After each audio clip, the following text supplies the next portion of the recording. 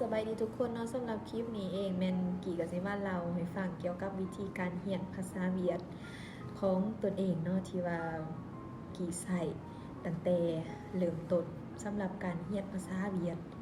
ในขั้นพื้นฐานทับอิฐของตัวเองหมดแล้วอันที่จริงแล้วตัวเองนะก็เป็นคนหนึ่งที่ว่าบ่ได้มีแพลนบ่ได้มีไอเดียว่าสิไปเรียนภาษาเวียดหรือว่าไปเรียนอยู่เวียดตั้งแต่หลังจากที่จบม .7 นะมันว่าสมัยนั้นเนาะเข้าเฮาเป็นเด็กหน่อยเป็นนักเรียนนะเนื่องจากว่าเฮาบ่มีแผนเฮาบ่รู้ว่าสิวางแผนในอนาคตตัวเองเป็นแบบใด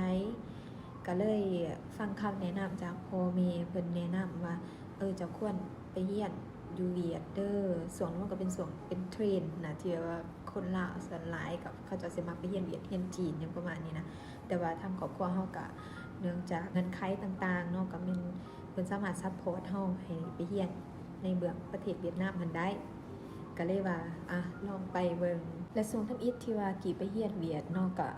พอหูตั้งแต่พื้นฐานของตัวอักษรในภาษาเวียดจังซี่แล้วก็หู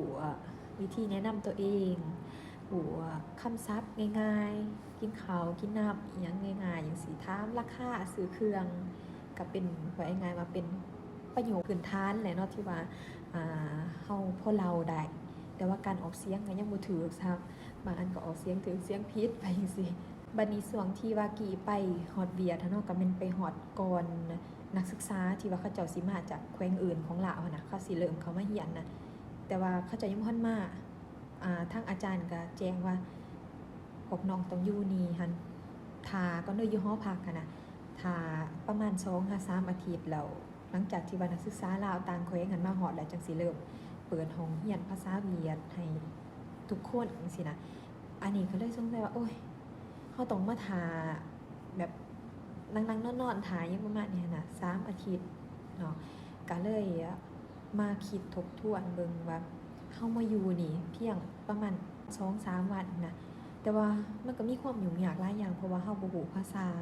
เฮาสิออกไปซื้อเครื่องซื้อของอิหยังจังซี่เฮาก็ถามได้แต่ว่าเวลาเขาจะเว้ามาเฮาฟังบ่เข้าใจเนาะเพราะว่าเฮาบ่คุ้นกับสำเนียงเขาหลังจากที่ว่าตัวเองมีความคิดกังวลคือแนวนั้นเนาะว่าพื้นฐานภาษาเวียดมันยังเฮารู้สึกว่ามันยังยากขนาดนี้แล้วบัดเฮาเข้าซ้ายมันสิเป็นแนวใดหั้นนะกี้ก็เลยตั้งเป้าหมายกับตัวเองในส่วนนั้นเนาะว่าก่อนสิเข้าเรียนพร้อมกับหมู่นี่เฮ็ดแนวใดก็ได้ให้ได้ภาษาเวียดหรือว่าคำศัพท์ภาษาเวียดให้หลายที่สุดเท่าที่สิเรียนได้เนาะบวกกับทั้งรุ่นเอื้อยรุ่นอ้ายที่เขาเจ้ามาเล่าให้ฟังหั้นนะว่านักเรียนลาวหั้นส่วนใหญ่เสียงบ่ผ่านเสียงตกหั้นนะก็แม่นย้อนบ่ได้ภาษาเวียดสิมันก็ยังเฮ็ดให้เฮามีความกังวลว่าก็แม่นความจริงแน่เนาะว่าการที่เฮาสิเสียงผ่านหรือว่า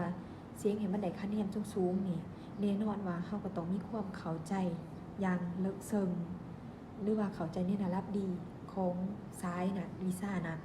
แล้วสิ่งที่มันเป็นอุปสรรคก็คือภาษาหมายความว่าคันเฮาบ่เข้าใจภาษาเฮาบ่สามารถเข้าใจถึงระดับที่ว่าคนประเทศเขาเข้าใจนะเฮายังเป็นคนต่างประเทศแม่นบ่เพราะฉะนั้นแล้วเฮาต้องพยายามต้องสู้หลายกว่าเขาอันที่1ก็คือสู่เรื่องภาษาเนี่ยอันที่2ก็สู่เรื่องเนื้อหาวิชาที่เฮาสิเรียนอีกเนาะมันเป็นความท้าทายมันคูณ2ขึ้นไปอีกสำหรับนักเรียนลาวบัดนี้พวกกี้มีเป้าหมายกับตัวเองนะเนาะว่าเฮ็ดแนวใดก็ได้ให้ตัวเองนี่ได้ภาษาเวียดหลายที่สุดเท่าที่จะหลายได้ในส่วนที่ว่าอยู่รอท่า3 อาทิตย์หั้นเนาะก็เลยตัดสินใจไปขอยืมปึ้มภาษาเวียดนำรุ่นเอื้อยที่เขาเจ้าเคยเรียนเกี่ยวภาษามาก่อนแต่ว่าเราก็ใจดีแล้วก็ให้ปึ้มหัวนั้นให้เฮาเลยนะหลังจากที่กี้ได้ปึ้มมาฝึกเนาะแล้วซึ่งทริคที่กี้ใช้ในการจือคำศัพท์และก็อ่านภาษาเวียดก็คือการที่กี่เขียนคำแปลลงใส่ทั้งถึงหรือว่าทั้งลุมก็ได้ของตัวอักษรหรือประโยคที่ว่าเฮากำลังเรียนนั้นในปึ้มเนาะคือส่วนนั้นก็แม่นนะกี่เรียนจนเบิดหัวเลยแบบเฮามีเวลาวางค่ะนะเบิดมือก็สิแบบพยายามเรียนให้มันได้หลายที่สุดเท่าที่จะหลายแหละแต่ว่าเฮาก็บ่ต้องกดดันตัวเองเลยแบบคันเฮารู้สึกเมื่อยแล้วเฮาก็พักผ่อนมีเบรกมีเป็นส่วงอันนี้ขึ้นกับว่าเฮาจะบริหารจัดการเวลาแบบใดให้มันเหมาะสมกับตัวเองซึ่งทริคนี้เนาะส่วนตัวกี่เองก็คือกี่จะบ่ได้ไปเขียนคำศัพท์นั้นใส่ในปึบหัวอื่นเลยนะก็ ก็คือเขียนเอาซ้อมาไม้หรือเขียนคำแปลใส่เถิงๆของตัวอักษรในปึ่มแบบเหียนนั่นเลยเนาะแล้วก็ซึ่งคู่มือที่กี่ใส่ก็คือลักๆจะเป็นวจนานุกรมนี่แล้วก็โทรศัพท์เนาะเพื่อเฮาใส่ Google อีกนะ Google Translate เนาะเพื่อเฮาพิมพ์แล้วก็ให้มันอ่านออกเสียงเพื่อที่เฮาจะเรียนอ่านนำเฮาจะจื่อว่าถ้ามันเป็นยาวเวียนเฮาควรใส่โทนเสียงแบบใด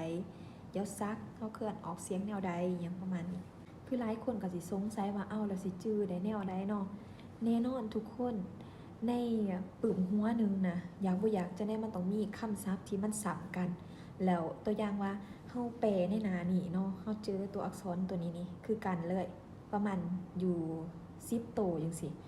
ในส่วนที่เฮาบ่จื้อเฮาก็เขียนแปลไปหั่นแหละแต่ว่าต่อไปโดนๆเนาะหลังจากที่ว่าเฮาเรียนไปได้หลายหน้าแหละบางทีเฮาเปิดไปเพาะคำศัพท์นั่นอีกเฮาอาจจะจื้อโดยอัตโนมัติเพราะว่าเฮาแปลหลายเทื่อแล้วตัวนี้มันก็เลยกลายเป็นว่าเป็นวิธีนึงที่กี่ใช้ได้ผลแฮงในส่วนของการเรียนจื้อคำศัพท์เนาะกิจะบ่เรียนแบบไปจดใส่เจียอหยังแล้วก็ไปนั่งเล่าอหยังประมาณนี้นะสำหรับนั้นแม่นสำหรับกี่แม่นใช้บ่ได้ผล และทิกนี้ก็กลายเป็นทิกที่ว่ากี่ใส่ตลอดได้ยะที่เรียนเกียมภาษาเลยจนเขาซ้ายในส่วนทำอีทนะเฮาบ่ทันลืมกับซับซ้ายเหียนเฮากี่ก็ยังใส่ทิกนี้ในการแปลปึ่มแบบเหียนต่อมาในส่วนของวิธีการเรียนเว้าแล้วก็เรียนฟังที่กี่ใส่เป็นประจำเนาะในการเว้าภาษาเวียดหรือว่าฟังคนเวียดเว้าแนวใดเนี่ยเฮาจึงสามารถเข้าใจในอัตโนมัติอย่างประมาณนี้นะในส่วนของการเว้านี่แม่นนะอยากให้ทุกคนตัดความคิดที่ว่าเฮาอายที่จะเว้าหรือว่าย่านเฮาเว้าไปแล้วย่านเขาเจ้าหัวควนอีหยังประมาณนี้นะคันเฮาฮู้คำศัพท์ประมาณน้อยนึงก็ได้อยากให้เฮาพยายามคิดตัวอย่างของประโยคที่เฮาอยากจะเว้าหั่นนะให้มันได้หลายที่สุดเพื่อให้เฮาสามารถเว้าออกมาให้เป็นประโยคเท่าที่เฮาสามารถเฮ็ดได้หั่นแหละวิธีที่กี่ใส่ฝึกเว้าเนาะก็คือกี่จะอัดคลิปวิดีโอหรือว่าอัดคลิปเสียงบันทึกเสียงบันทึกวิดีโอตัวที่เฮาเว้าเนาะเริ่มจากทับอีกก็คือเฮาจะคิดคำศัพท์ที่เป็นภาษาลาวกันก่อนหรือว่าประโยคที่เป็นภาษาลาวกันก่อนเนาะว่าเฮาอยากเว้าหยังตัวอย่างว่าพัดลมหน่วยนี้งามจังซี่เนาะเฮาก็ลองแปลในหัวก่อนเนาะออกมาเป็นภาษาเวียดแล้วเฮาก็อัดคลิปเสียงหรือว่าอัดคลิปวิดีโอแล้วก็เอามาฟังคืนหลังจากนั้นแล้วก็แม่นเอาคำศัพท์หรือว่าประโยคนั้นพิมพ์ลงใน Google Translate เนาะแล้วก็กดฟังเบิ่งว่าออกเสียงแนวใดเพื่อที่เฮาจะเอาไปเทียบกับวิดีโอที่ว่าเฮาอัดหรือว่าคลิปเสียงที่ว่าเฮาอัดนั้นแล้วคันเฮาเสียงเฮาใกล้เคียงก็ถือว่าโอเคคำศัพท์นี้หรือว่าประโยคนี้ถือว่าผ่านเนาะแต่ถ้าคันว่าเสียงเฮาบ่ทันถือเฮาก็ต้องเริ่มใหม่อัดประโยคนั้นใหม่อัดเสียงนั้นใหม่เพื่อให้มันใกล้เคียงกับเสียงที่ว่าเป็นเจ้าของภาษาหลายที่สุดแหละและที่ต่อมาที่กี่ใส่ฝึกฟังฝึกเว้าอีกอย่างนึงเนาะก็คือการพาตัวเองไปอยู่ในสภาพแวดล้อมที่เต็มไปด้วยเจ้าของภาษาซึ่งสถานที่ที่ว่ากี่จะไปเพื่อฝึกเว้าฝึกฟังเนาะในส่วนนั้นก็แม่นกี่มักไปตลาดแล้วก็ไปประเภทแบบอาหารคล้ายน้ำอีหยังประมาณนี้หรือว่าอาหารที่เขาเจ้าขายของกินเนาะเพื่อที่ว่าเฮาจะไปนั่งฟังสินั่งฟังเฮาอาจจะนั่งคือเฮานั่งโต๊ะนี้เนาะจะมีโต๊ะตั้งข้างที่เขาเจ้าโซกันร่วมกันนะเฮาก็พยายามฟังว่าสำเนียงโทนเสียงเขาเว้าประมาณนี้เนาะแล้วจับใจความที่เขาเจ้าเว้าเนาะบางคนเขาเจ้าก็อาจจะบ่ได้เว้าดังหรอกแต่คันเขาเจ้าอยู่นำกันหลายคนเฮาก็เฮานั่งไกลมันก็อาจจะได้ยินแต่ว่าที่จริงเฮาก็ไปตั้งใจฟังนั่นแหละง่ายคือจุดประสงค์เฮาไปเพื่อเรียนเนาะแล้วก็คือเฮาไปมันบอกเฮาจะเพาะเจ้าของหาจังซี่แน่นอนมันบอกเขาเจ้าอยากขายเครื่องเข้าไปเฮาก็ต้องถามเฮายิ่งเฮาเป็นคนลาวเฮาก็ต้องใช้โอกาสนี้เนาะในการถามภาษาเวียดนามเขาเจ้าหลายๆเนาะเพราะว่าเฮาเป็นลูกค้าแน่นอนเขาก็ต้องคันหารเขาแขกบ่หลายเนาะเขาก็จะมีเวลาที่จะสื่อสารกับเฮาบางทีเขาอาจจะสอนเฮาได้เนาะในประโยคบางประโยคกับอยู่ตลาดคือกันเนาะต้องบอกเลยว่าตลาดนี้เป็นสถานที่ที่ว่านักเรียนลาวส่วนใหญ่นี่ไป ไปฝึกภาษานี่ในหลายแล้วก็ฮู้คำศัพท์ภาษานี่ในหลายเนาะในการใช้ชีวิตประจำวันเนาะเพราะว่าเฮาต้องไปซื้ออาหารการกินยังอยู่ตลาดนะแน่นอนว่ามันก็เป็นโอกาสที่ว่าเฮาจะต้องได้ถามกับเจ้าของภาษาเขาเจ้าได้หลายที่สุดเนาะซึ่งคำถามที่กี่เอาไปใส่ถามลักๆก็สิถามว่าอันนี้ราคาเท่าใด